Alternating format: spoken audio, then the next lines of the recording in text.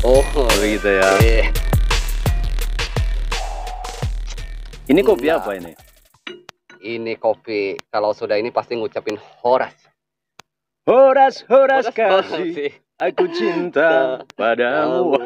Kopi tuak kedai Menapo, Pak. Kopi tuak kedai Kedai Menapo.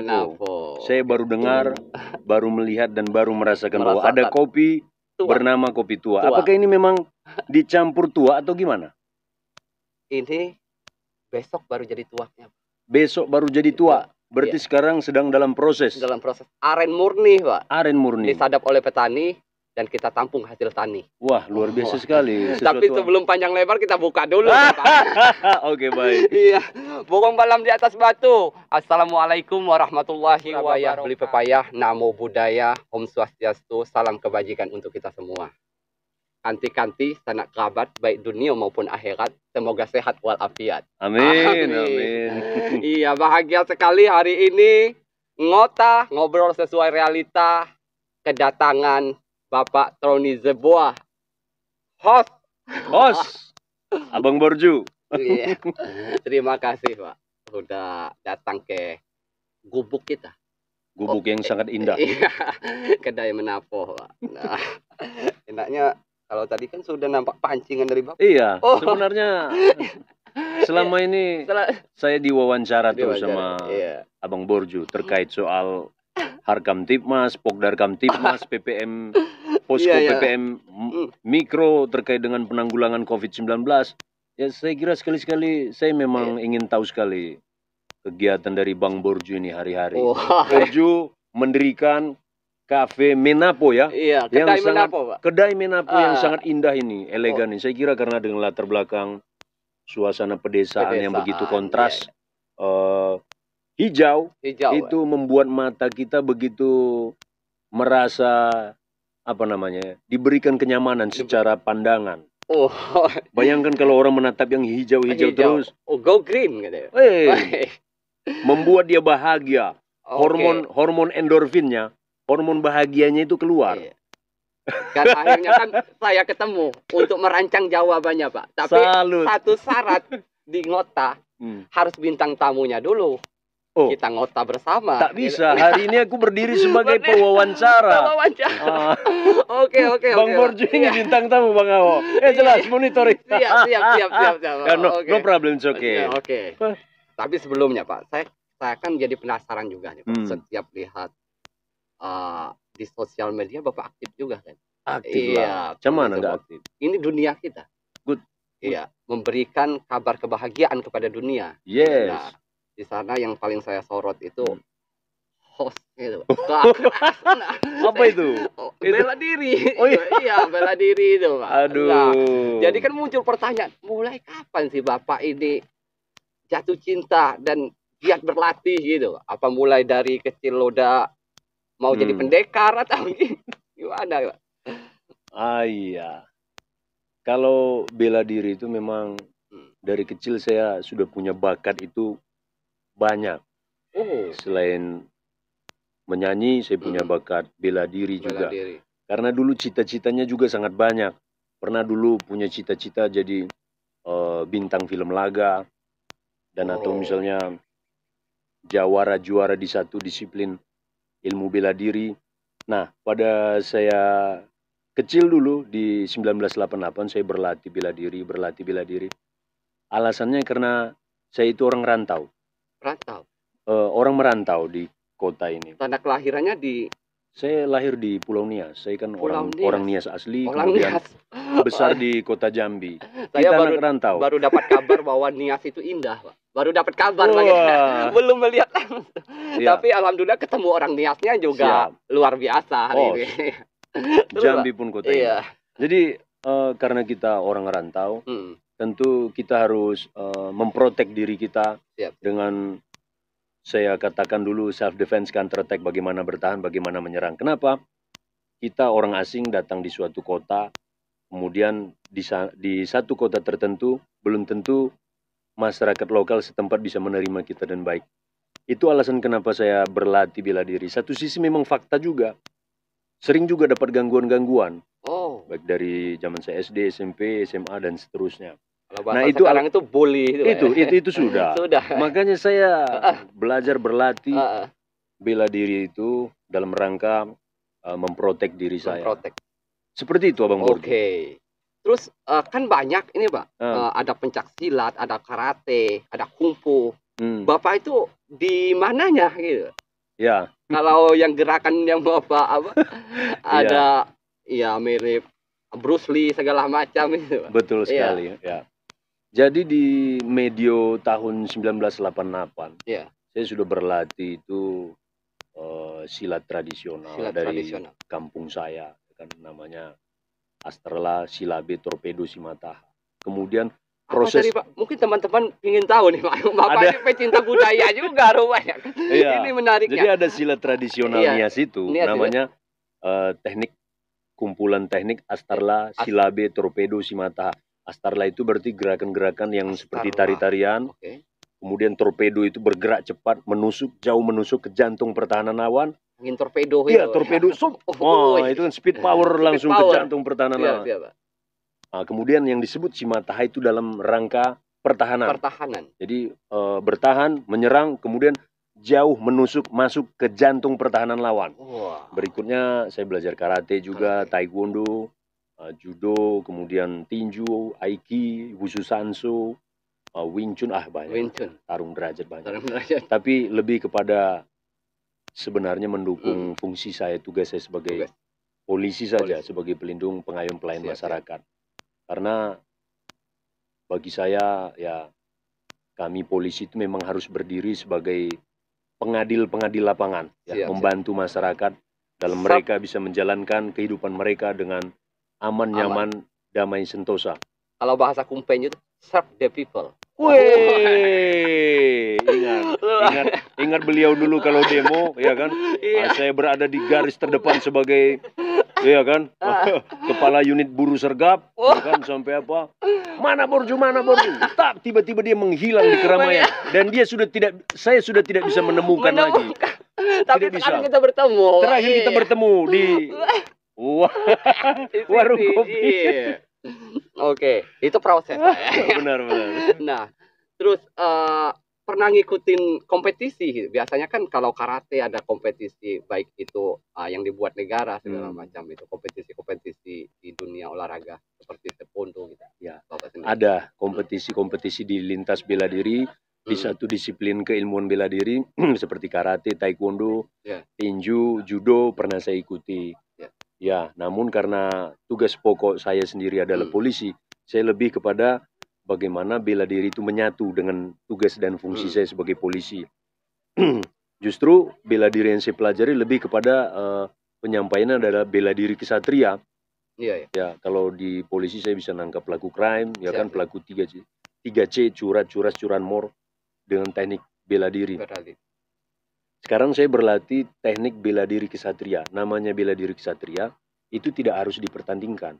Karena dia bela diri yang sangat mematikan menggunakan pisau dan atau samurai, tongkat, ya kan, senjata-senjata tajam, senjata-senjata yang pada umumnya tidak digunakan dalam bela diri yang katakanlah tidak menggunakan senjata seperti stand up fighting, kemudian ground fighting. Seperti itu Abang Borju. Oke. Terus kan banyak sekarang polisi-polisi muda ya. Bapak-bapak polisi yang baru banyak tertarik nggak Pak untuk mempelajari? Banyak ketertarikan polisi-polisi muda terhadap dunia bela diri. Mereka berlatih menembak, kemudian bela diri, medan tangkas, kemudian seturut dengan perintah Kapolri terbaru kan. Kalau kita misalnya katakanlah menangkap pelaku crime, pelaku kriminal, kalau kita bisa melumpuhkan, kenapa harus membunuh?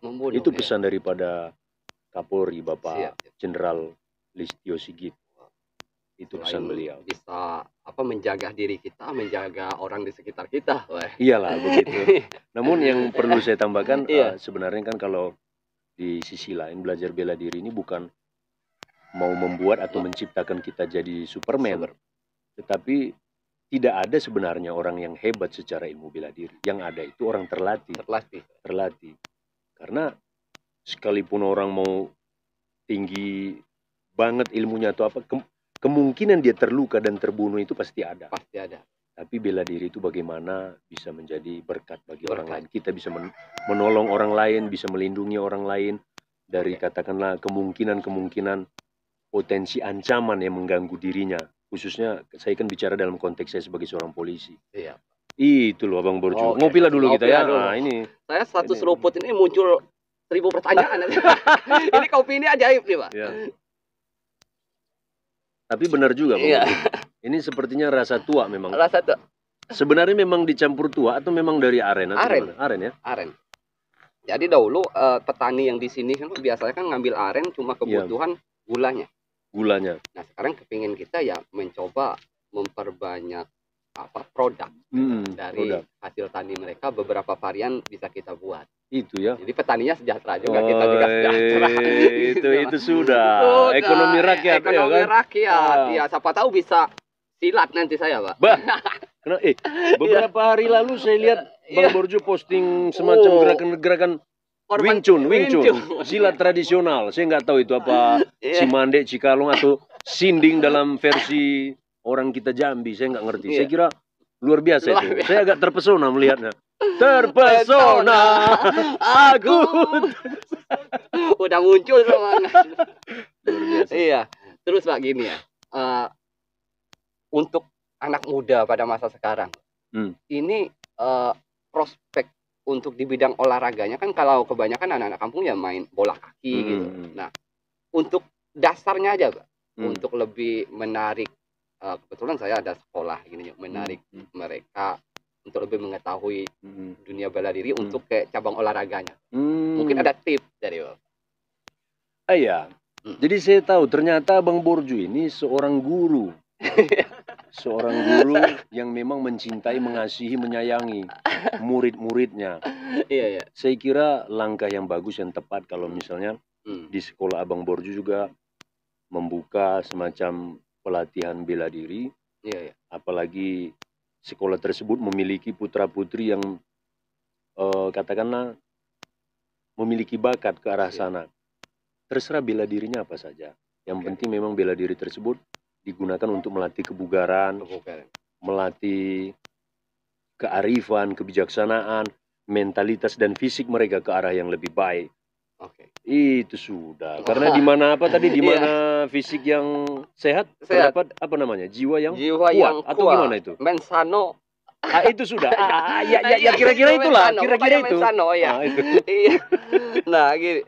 Jadi Pak, secara membawa diri nih Pak, kan ketika orang sudah berilmu, kan muncul lagi nih terpahan untuk mengendalikan emosi. Nah itu butuh apa mungkin lebih dalam Pak, ke batin Bapak sendiri lah. Bapak cara menjaga emosi, terus bersikap untuk ya hidup yang lebih baik untuk orang lain gitu. Ilmu apa saja itu kalau ditekuni lebih dalam, lebih jauh, lebih tinggi, pada hakikatnya, pada prinsipnya, pada gilirannya kemudian membuat kita tidak menjadi apapun. Semakin kita belajar, semakin kita tahu bahwa kita tuh tidak ada apa-apanya. Kita bukan siapa-siapa. Justru Tuhan yang Maha Kuasa yang membuat kita menjadi apa-apa. Jadi maksud saya, antara ilmu keduniawian dengan religiusitas, spiritualitas, itu mesti satu kesatuan supaya sinergi. Karena apapun yang kita pelajari, apapun yang kita dapatkan, ya semuanya titipan, semuanya proses untuk kemudian kita memberikan puji dan syukur kepada Tuhan kita masing-masing sesuai dengan disiplin keagamaan kita masing-masing. Rasa syukur kita. Nah, kalau misalnya kita mengamalkan suatu ilmu apa saja itu, kemudian kita gunakan untuk berbuat kejahatan, kita akan mendapat posisi yang merugi. Kan gitu. Akhirnya ilmu itu tidak menjadi ilmu yang bermanfaat baik bagi diri, keluarga, lingkungan dan orang lain. Apalagi bicara dalam konteks bangsa dan negara. Itu sudah orang-orang yang ahli bela diri, ahli teknik tempur, berikutnya menggunakan keahlian mereka, kemampuan mereka untuk melawan negara. Contoh misalnya kejadian di Poso, Sulawesi dan atau di Papua. Mereka ngerti menembak, bela diri, mereka melukai tentara, melukai polisi. Tapi pada akhirnya mereka pun dihabisi juga oleh negara. Iya. Ya, mereka dikikis habis oleh negara. Ya, jadi artinya mereka tetap dalam kesia-siaan karena menggunakan ilmu mereka, pengetahuan mereka untuk berbuat kriminal, berbuat kejahatan yang sifatnya merugikan diri mereka, keluarga mereka, lingkungan dan orang lain, bangsa dan negara. Siap. Nah, artinya kita ketika memiliki ilmu apapun, bagaimana ilmu itu menjadi amal, menjadi berkat bagi banyak orang, sehingga ilmu itu bermanfaat. Dan kita disebut sebagai pahlawan kehidupan. Pahlawan kehidupan. Jadi yang disebut pahlawan tidak harus dia tembak-tembakan gitu. Lawan penjajah segala. Ukuran pahlawan itu sangat relatif dan universal. Mengglobal. Pahlawan apa? Seperti Pak Guru, pahlawan tanpa tanda jasa, memberikan murid-murid yang nggak bisa apa-apa menjadi bisa terhadap disiplin keilmuan tertentu yang diajarkan. Misalnya Bang Borjo mengajar matematika, bahasa Indonesia, pendidikan moral Pancasila, tentu ada manfaat. Itulah yang akhirnya menjadi kemaslahatan, kebaikan, kebajikan yang diterima. Dan kita pun bahagia, Pak. Itu sudah. Markopi so. Iya. Markopi dong. Markopi. Pacak ngirup. Luar biasa. Iya, jadi Bapak tahun ini pokoknya bidang yang awalnya pengen jadi aktor gitu di bela diri. Bagi Bapak siapa yang sangat menginspirasi Bapak? Kalau aktor ya. Aktor. Masalah kan kita bicarakan dunia milenial juga nih, Pak. Iya. Iya. Walaupun aktornya zaman dulu mungkin bisa di flashback nanti siapa ini yang jadi andalan patron ini. Banyak sih. Siapa? Dulu saya waktu masih SD, idola saya itu Jean-Claude Van Damme. Jean-Claude Van Damme. Oh, film aktor ya. Karate. Ada lagi kemudian Steven Seagal, kemudian Donnie Yen yang mempopulerkan Steven Seagal yang melumpuhkan orang dengan tenaganya, tenaga lawan sendiri ya, Pak. Itu sudah, itu yang menginspirasi saya. Iya. Wow.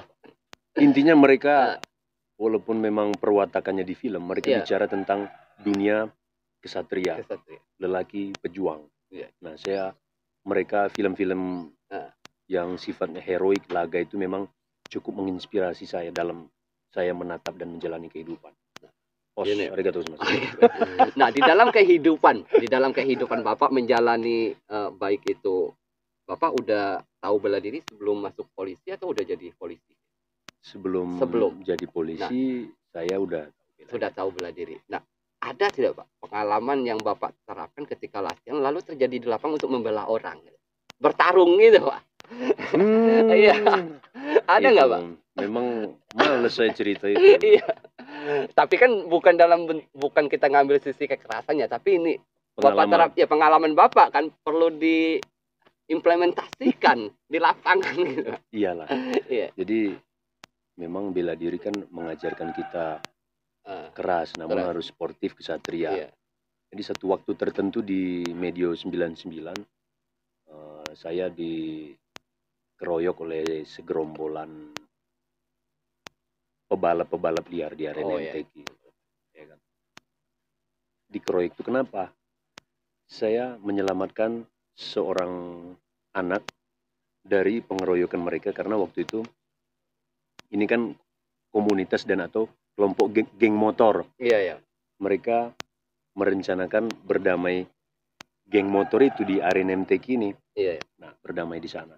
Ternyata bukan damai, anak ini dipanggil di sana untuk mau dihabisi, mau dipukul, mau diserbu, diserang. Nah, di waktu yang bersamaan saya juga main ke sana dalam rangka cuma kita nonton balap liar lah gitu. Nah, itu terjadi hanya kira-kira 20 meter dari tempat saya duduk di motor. Saya kan dulu motor saya itu yang motor CG 2000 yang motor-motor lama. Nah, ketika segerombolan anak itu datang menyerang pakai helm, dulu kan ada helm yang separuh itu, dipukul ke mukanya kawan ini, dia membela diri. Tapi yang ngeroyok itu makin rame, makin banyak. Ada yang bawa obeng, bawa ranting pohon. Saya datang ke sana saya mau misahin, sudah hentikan, saya polisi. Mereka nggak percaya saya polisi karena bajunya juga baju biasa kan. Mau saya pisahin malah dibilang, kamu temannya mau bantu segala macam. Ya udah, saya dipukul di situ ya, saya sambar, saya tendang. ada yang jatuh-jatuh lagi tuh.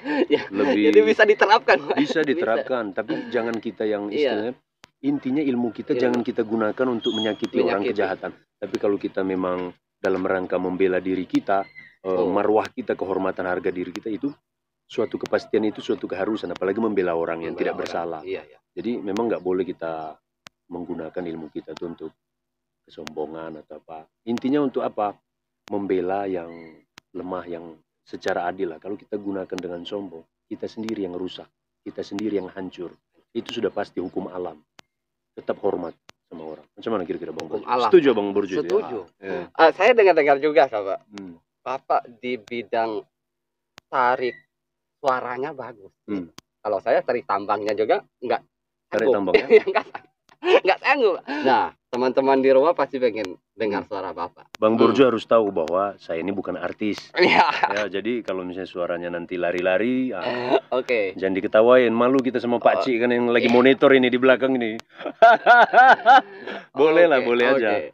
Teman-teman tetap tongkrongi ngotah. Kita akan dengarkan suara emas dari Pak Roni Zabur. Baik.